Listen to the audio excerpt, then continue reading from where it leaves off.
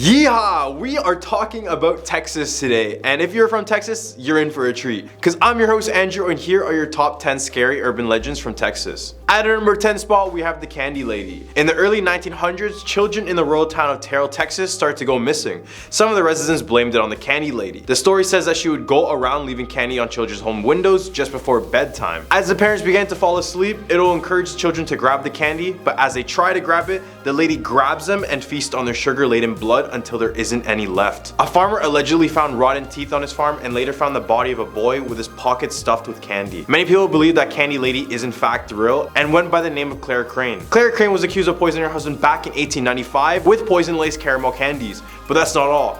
5 years before the incident, Crane's 5-year-old daughter passed away from unknown causes, which many believe that she poisoned her daughter as well. At our number 9 spot, we have La Llorona. This legend originates from El Paso, Texas. Almost all Latin cultures know the story of La Llorona, and the people of El Paso are no exception to that. La Llorona directly translates to the weeping woman, which perfectly describes the behavior of this malevolent spirit. She is said to haunt the riverbanks of the Rio Grande, where she is searching for her 2 children whom she had already drowned in that very river. Now there are many iterations of the story, but I'll just mention the most popular one. The legend goes that a lady found her boyfriend with another woman. After a heated argument between the two, the woman was heartbroken and wanted to get revenge, so she took the children and proceeded to drown them in the Rio Grande River in Texas. It's also said that when she was done throwing her children into the river, she went back to her lover's home with a bloody wedding gown, showing her she would do whatever it took to be with him. It's said to be the reason why many children disappear in that very area, and she supposedly takes other children to fill the void she lost. So if you're in the area, beware of a woman weeping in a wedding gown who is sitting by the Rio Grande. At a number 8 spot of El Kakui. This creature is known as South Texas' official boogeyman. There are many versions of El Kakui since it already originates in Mexico as well. It's said that this monster kidnaps children who misbehave and takes them back to the mountain where he lives to devour them. He appears as a hairless creature with an enormous head that dwarfs his spider-like body. He also has these large red glowing eyes, red ears to hear everything, and razor sharp fangs and claws to accompany that. The origin of El Kakui goes that a man was suffering with tuberculosis. Desperate to cure himself, he fetched an African witch doctor. The doctor told him to drink a child's blood, but as he did, he started to turn into the monster described. Ever since, he has a never-ending thirst for children's blood. At our number 7, we have the Screaming Bridge. In North Arlington, Texas, 50 years ago, there was a group of teenage girls driving home from a football game. The bridge was designed to only fit 1 car at a time, and I know, what a dumb bridge, but this was in the past and I'll give them the benefit of the doubt. The girls weren't paying attention and went full speed over the bridge until a car with no headlights struck them head on, with all of the girls passing away. Some say when they go near the bridge, they can hear the distant screams sounding like the girls before they passed away. As well, if you go over the bridge and look down at the water below, you can see the tombstones of all the girls with their names and birthdays written on it. At number 6 spot, we have the Goatmans Bridge. Why are there so many haunted bridges? Like, I don't get it. But in Denton County, Texas, lies the Goatmans Bridge, which was built in 1884. This bridge is supposedly haunted by the ghost of the Goatman. The story goes that a black goat farmer named Oscar Washburn was renowned for quality meat, milk, and cheeses, and then he moved with his family just north of the bridge. Except when he arrived in this area, he was instantly the target of racial hate crime. The racist townfolk came together and burned down the farm with the family inside. They then threw Oscar's body over that very bridge.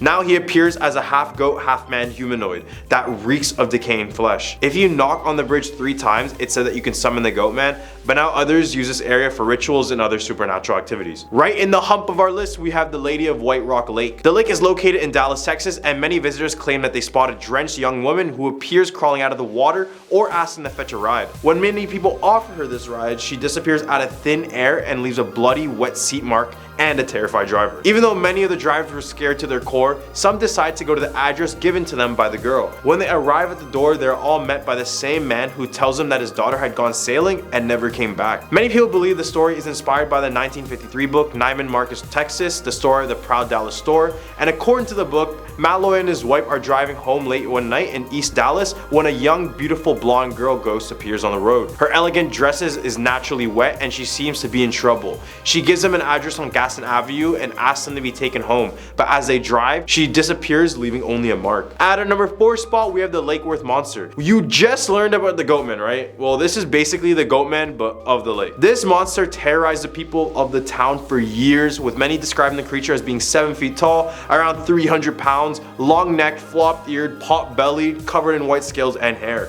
I swear I just described Shaquille O'Neal. The monster was supposedly captured on camera, but you guys be the judge of that one. It looks like a 2-year-old drew on a camera lens on a potato with a crayon and then took this photo. But who knows, it might be real. This beast was inspired by Sally Ann Clark's book, The Lake Worth Monster of Greer Lake, Fort Worth, Texas.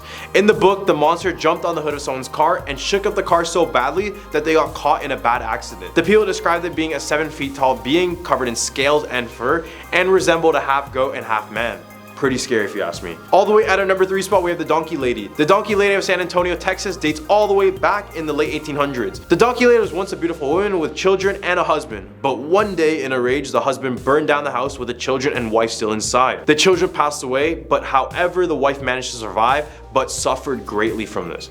Her toes and fingers would be fused together in a hoove-like way, and her face was melted and sagging, inspiring the Donkey Lady name. There's a bridge in South San Antonio named the Old Applewhite Bridge, or the Donkey Lady Bridge. This is the bridge she went to crown after this horrible tragedy. Now it's said if you go to the bridge after midnight and call out the Donkey Lady, she will appear just before you. Some have claimed she had run at people who call out her name, or sometimes just stalks in the forest line waiting for the perfect opportunity to strike. At number 2 spot, we have the girl who danced with the devil. The story takes place in the 1970s in San Antonio, Texas, with a young Mexican girl named Rosa. One day the girl wanted to attend a dance at a nearby nightclub named the El Cabroncito. However, the parents were very strict and didn't want her anywhere near the nightclub. Despite their orders, she snuck out of her house and traveled all the way to the nightclub where she could finally have her dance.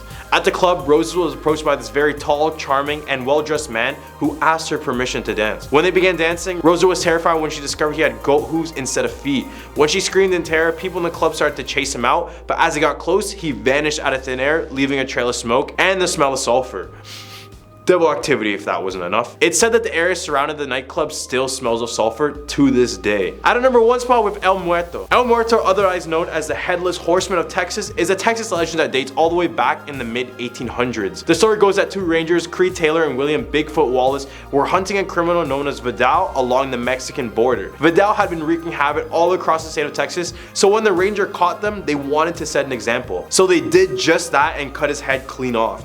They then tied his head to the saddle and sent his horse with the headless body running off into the night. Now the horse continued to explore the region with its headless rider. The tale of El Muerto began to grow after it was reported that both had been seen numerous times and that gunshots had no impact on either of them. Spotting El Muerto was thought to foreshadow bad luck because everyone who claimed to have seen him was struck with a series of bad luck and poor health following it. Well, these are your top 10 Texas scary urban legends. What do you guys think about this list and what state should we do next? Because I'm your host Andrew and we'll catch you guys on the next one.